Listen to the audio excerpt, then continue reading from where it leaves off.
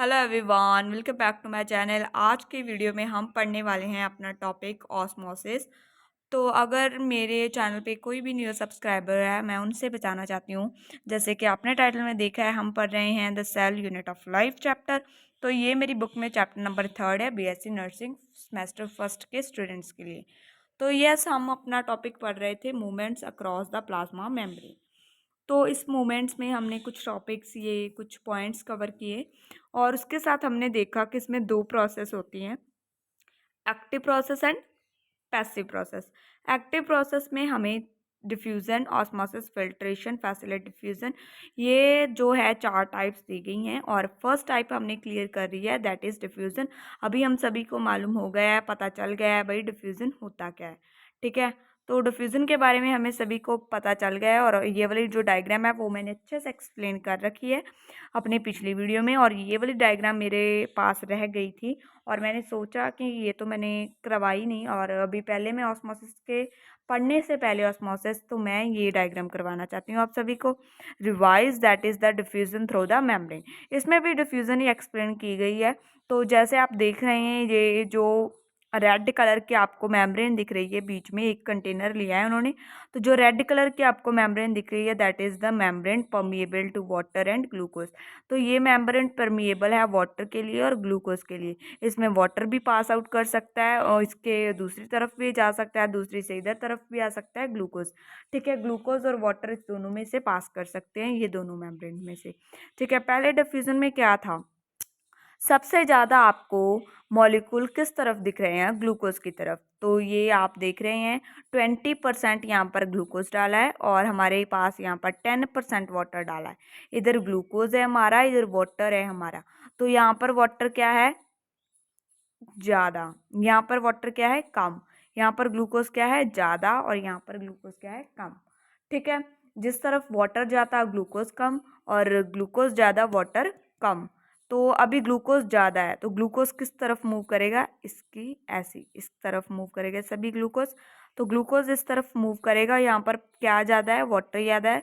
तो वाटर किस तरफ मूव करेगा, ऐसे इस तरफ वाटर मूव करेगा। ठीक है, तो ग्लूकोज और वाटर ऐसे मूव किया। ठीक है, ग्लूकोज उधर मूव किया, वाटर इधर, जब तक इक्विलिब्रियम स्टेट आ गई 15-15 पे। इधर भी 15% ग्लूकोज हो गया, इधर भी 15% वाटर ग्लूकोज हो गया। अभी वाटर का बैलेंस भी हो गया। तो अभी कुछ टाइम के बाद, थोड़ा टाइम लगा इसे, और इक्विलिब्रियम स्टेट आ गई, दैट इज द डिफ्यूजन। ठीक है, डिफ्यूजन होता क्या है, हाई कॉन्सेंट्रेशन से जो मॉलिक्यूल लो कॉन्सेंट्रेशन की तरफ जाए, दैट इज द डिफ्यूजन। और आज हम पढ़ते हैं अपना नेक्स्ट वाला टॉपिक, जिसका नाम है osmosis. Osmosis is the net movement of the solvent through the selective permeable membrane. Osmosis में क्या होता है, पूरी नेट मूवमेंट होती है किसी भी सॉल्वेंट की। तो आप इसमें वर्ड देखिए, सॉल्वेंट लिखा हुआ है। ठीक है, फ्लूइड रहेगा। ठीक है, through the selectively permeable membrane.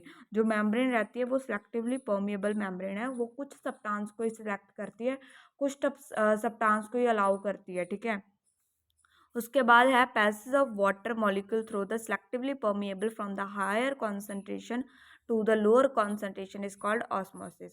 तो जो पैसेज होता है वाटर मॉलिक्यूल का, तो वो क्या होता है, सेलेक्टिवली परमिएबल होता है। हाई कॉन्सेंट्रेशन से जो वाटर रहता है वो लो कॉन्सेंट्रेशन की तरफ जाता है, दैट इज द ऑस्मोसिस। तो यहाँ पर सॉल्वेंट की बात हुई है, तो सॉल्वेंट इसमें क्या है, वाटर है, ग्लूकोज सॉल्वेंट नहीं रहेगा। ठीक है, तो इसीलिए इन्होंने ये और डालकर आपको एक और एग्जाम्पल की तरह से एक ऑस्मोसिस समझाने की कोशिश की है। This is the similar to diffusion but it's difference, it has a solvent. उसके बाद हम पढ़ते हैं second point, the relative concentration of water molecule are determined by the amount of solute dissolved in the water on either side of the membrane। तो जैसे मैंने पिछली example दी थी आपको, एक ग्लूकोज वाली और वाटर वाली, तो वाटर मॉलिक्यूल की आप कॉन्सेंट्रेशन कैसे पता कर सकते हैं, अगर तो ग्लूकोज ज़्यादा है तो वाटर क्या होगा, कम होगा। अगर वाटर ज़्यादा है बट ग्लूकोज क्या है, कम, वाटर ज़्यादा होगा। तो ये तो आपको, this is the very very very easy point, ये बेसिक हैं, ये तो आपको पता ही होंगे। बट मैं आपको एक नीचे यहाँ पर ऑस्मोसिस की भी वैसे एग्जांपल दी गई है जैसे कि डिफ्यूजन की दी गई थी, वो मैं आपको समझाती हूँ अभी थोड़े टाइम में। ठीक है, तो first of all we have to learn about this thing कि हमने ऑस्मोसिस इज द कौन सी प्रोसेस है। ठीक है, तो यहाँ पर आपको लिख दिया है इन्होंने, higher concentration of solute on one side of the membrane means the less space is available for the water molecule, hence there will be a low water molecule concentration. अगर उन्होंने क्या है, कॉन्सेंट्रेशन सल्यूट की higher है, तो ज़्यादा concentration है salute की, तो वाटर की और क्या होगी, कॉन्सेंट्रेशन कम होगी, ठीक है। तो लो वाटर मॉलिक्यूल कॉन्सेंट्रेशन होगी। Water passes through the selectively permeable membrane from one side to another.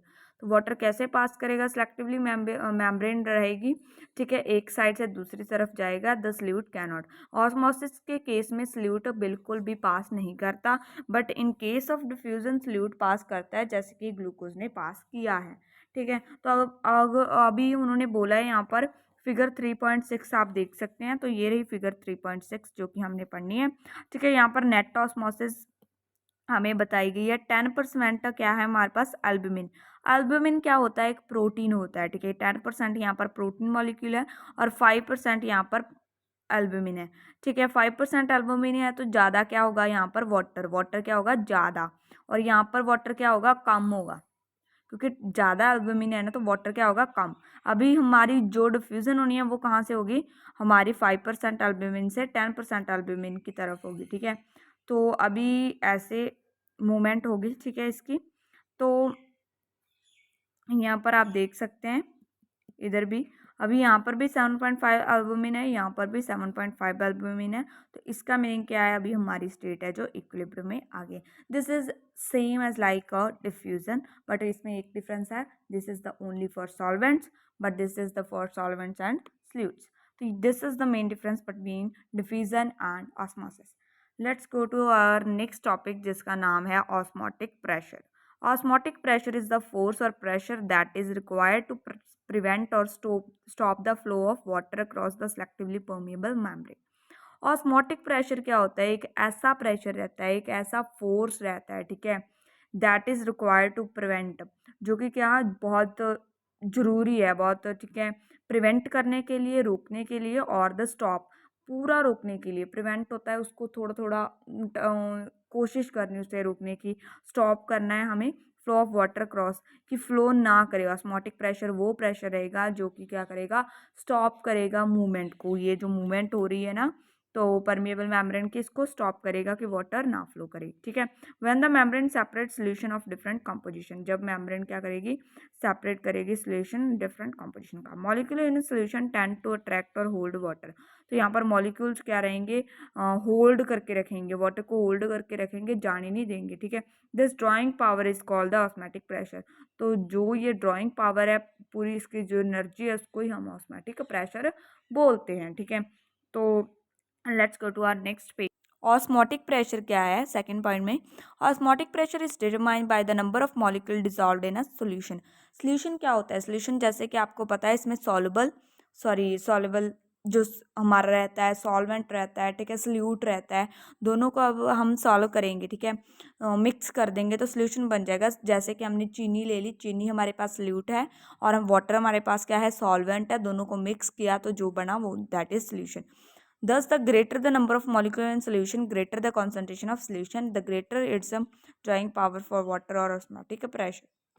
यहाँ पर बताया गया, अगर हमें ग्रेटर नंबर ऑफ मॉलिक्यूल होंगे सोल्यूशन में, ठीक है, सोल्यूशन में ज़्यादा मॉलिक्यूल रहेंगे तो उतनी ज़्यादा कॉन्सेंट्रेशन रहेगी ना सोल्यूशन की, the greater is the drawing power, उतनी ज़्यादा ऑस्मोटिक प्रेशर जो हमारे पास है जो लगेगा, ठीक है, उसको होल्ड अप करने के लिए।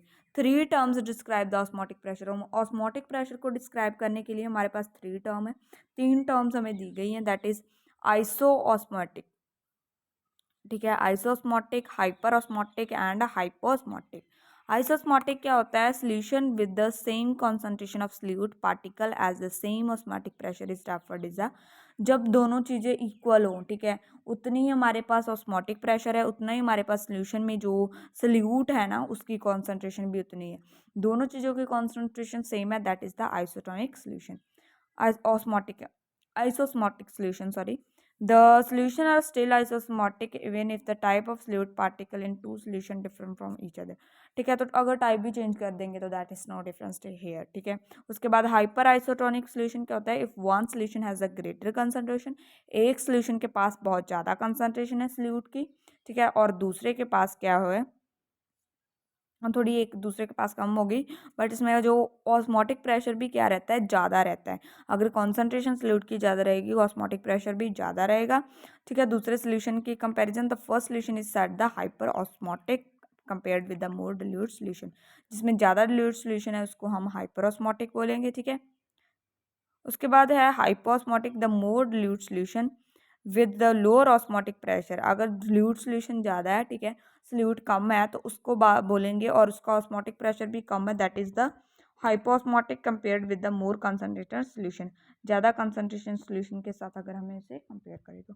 उसके बाद आ जाता है टोनिसिटी। आप ये जो टर्म्स है इसे स्किप कर सकते हैं, बट आपको एक बार समझ लेना तो आपको एमसीक्यूज आ जाएगा। बट मैंने जैसे आपको पिछली वीडियो में बताया था, इससे आपको पूरा लॉन्ग क्वेश्चन नहीं बनेगा, बिकॉज लॉन्ग क्वेश्चन बनने के लिए हमारे पास बहुत सारे यूनिट्स हैं, reproductive, digestive, lymphatic, endocrine system, हमारा ब्लड, हमारा कार्डियोवास्कुलर सिस्टम, हमारा रेस्पिरेटरी सिस्टम, बहुत सारे और भी स्किन चैप्टर्स हैं। ठीक है, जो जिसमें से आपको बड़े क्वेश्चन बन सकते हैं, but this is not much important for your exam if you want to concentrate on the you know paragraph वाले क्वेश्चंस पे अगर आपको ज़्यादा है तो let's keep it. And tonicity पढ़ते हैं। टॉनिसिटी क्या होता है?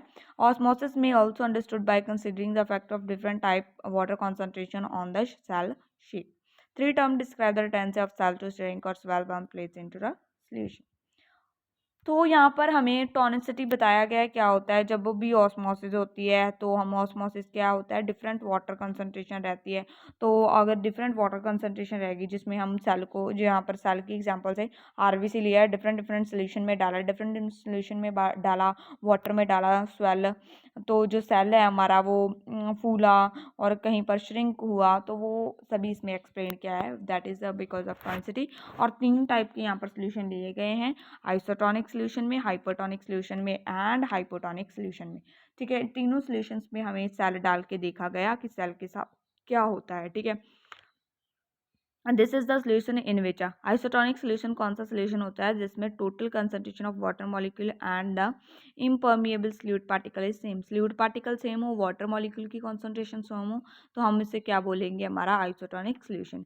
If a cell is placed in a solution in which it's neither shrink or not swells, the solution is said to B isotonic. और कैसे चेक कर सकते हैं, इसमें आरबीसी एक डाला, आरबीसी डालकर देखा, ना तो वो श्रिंक हुआ ना वो स्वेलअप हुआ, तो that is the isotonic solution. आप इसकी जगह रेजिन्स ले सकते हैं, ग्रेप्स ले सकते हैं, ग्रेप्स के साथ भी ये एक्सपेरिमेंट होता है। ठीक है, जरूरी नहीं आरबीसी के साथ ही होता है, दैट कोई भी वो चीज़ जिसमें आपको चेक करना है। ठीक है, एन आइसोटोनिक सोल्यूशन में भी ऑस्मैटिक, तो जो आइसो ऑस्मोटिक भी होगा जो आइसोटोनिक सोल्यूशन रहेगा, बिकॉज आइसोमोटिक सोल्यूशन में भी सेम कंसंट्रेशन होती है सल्यूट की वाटर के साथ, जो भी सेल के अंदर वाटर है उसकी सेम कंसंट्रेशन होती है। ठीक है, there is no net movement of water, तो उसमें मूवमेंट नहीं होती वाटर में, अंदर जाएगा वाटर या फिर बाहर आएगा, अंदर जाएगा तो स्वेल अप करेगा, ठीक है, बाहर आएगा तो श्रिंकेज होगी, तो इसमें सेम कॉन्सेंट्रेशन है, ना अंदर जाएगा ना बाहर आएगा, सेम ही रहेगा। ठीक है, उसके बाद हमारा आ जाता है हाइपोटोनिक सोल्यूशन। हाइपोटोनिक सोल्यूशन में क्या होता है, the solution which has the higher concentration of solute. Solute जो रहता है उसकी कंसंट्रेशन क्या है, ज़्यादा है, and lower concentration of water. जो ये इसमें वाटर है ना, हाइपर के केस में क्या होता है, जो ये वाटर है इसकी कॉन्सेंट्रेशन कम रहती है, बट जो अंदर कॉन्सेंट्रेशन होती है ना वो बहुत ज़्यादा होती है। जो अंदर जो सल्यूट रहता है, ठीक है, उसकी कॉन्सेंट्रेशन बहुत ज़्यादा होती है। उसके साथ क्या होता है, if a cell is placed in a solution and water moves out of the cell by osmosis causing the cell to shrink, the process is called the sanitation. तो इसमें क्या होगा, हमारे पास अंदर कॉन्सेंट्रेशन बहुत ज़्यादा है और बाहर कॉन्सेंट्रेशन वाटर की कम है, तो हाई कॉन्सेंट्रेशन के लोअर कॉन्सेंट्रेशन की तरफ जाना है ना, अंदर से क्या जाएगा, सारा वाटर बाहर आ जाएगा। तो बाहर आ जाएगा दैट इज़ द श्रिंकेज कर जाएगा, सेल को श्रिंक कर देगा। ठीक है, तो उसके बाद the solution is called the hypertonic solution, इसको हाइपरटोनिक सोल्यूशन बोलेंगे। हाइपरटोनिक सोल्यूशन को हम हाइपर ऑस्मोटिक जो है हमारा बोलते हैं, क्योंकि इसमें भी क्या होती है, ग्रेटर कॉन्सेंट्रेशन। ये तीनों जो हैं टर्म्स सेम है, अगर आपने ये वाली समझ लिया आपको ये भी समझ आएगा, अगर आपने ये समझी है तो ये समझ आ जाएगी, this is similar to one another. उसके बाद हाइपरटोनिक, आपको ये बहुत इंपॉर्टेंट है। ठीक है, आप इसे स्किप कर सकते हो बट इसे स्किप नहीं करना है आपको, ये वाला। तो उसके बाद आ जाता है हमारा उसके साथ सिमिलर है, तो वही बताया है। And water move of osmosis की प्रोसेस से क्या हुआ, हाई कॉन्सेंट्रेशन से लोअर कॉन्सेंट्रेशन की तरफ सभी गए उसके पार्टिकल्स और उसे श्रिंक कर गए, causing the cell to shrinkage. उसके बाद हमारा हाइपोटोनिक आ जाता है। इसमें the solution which has a lower concentration of fluids and a high concentration of water, water की कॉन्सेंट्रेशन ज़्यादा रहेगी और सेल की कॉन्सेंट्रेशन कम रहेगी, ठीक है। सेल में कम पार्टिकल्स पाए जाएंगे, वाटर में बहुत ज़्यादा पार्टिकल्स हैं, ठीक है। उसके बाद क्या होगा, तो जो भी वाटर के जो पार्टिकल्स हैं बहुत ज़्यादा वो आ जाएंगे सेल के अंदर, क्योंकि सेल में कम है, हाई से लोअर की तरफ जाना है ना, ऑस्मोसिस करनी है। तो वो क्या आ जाएंगे, वाटर से सभी अंदर आ जाएंगे, अंदर आ जाएंगे तो सेल बहुत हैवी हो जाएगा और स्वेलअप हो जाएगा। यही यहाँ पर बताया गया, अगर आपने पढ़ के एक बार देख सकते हो आप, ठीक है। In isotonic solution red blood cell maintain the normal shape, isotonic में नॉर्मल शेप रही। हाइपोटोनिक सोल्यूशन में उसमें क्या होगा, हीमोलाइसिस हुई, हीमोलाइसिस हुई क्योंकि ये बड़ा बड़ा हो गया और फट जाएगा, दैट इज हीमोलाइसिस हुई। हाइपरटोनिक में क्या हुआ, अंडरगो द सेरिनेशन। उसके बाद हमारी फिल्ट्रेशन आ जाती है, जो कि हम अपनी नेक्स्ट वीडियो में कवर करेंगे। टिल देन बाय बाय, मिलते हैं हम नई वीडियो में। और ये लास्ट पार्ट होगा, नेक्स्ट वाला पार्ट होगा ना जो, वो लास्ट पार्ट होगा इस टॉपिक का। उसके बाद हम अपनी एक्टिव प्रोसेस करेंगे, ठीक है। पैसिव प्रोसेस का लास्ट पार्ट नेक्स्ट वाला बनाऊंगी मैं। उसके बाद एक्टिव प्रोसेस स्टार्ट करेंगे। Till then bye bye, I will see in another video. Bye bye everyone.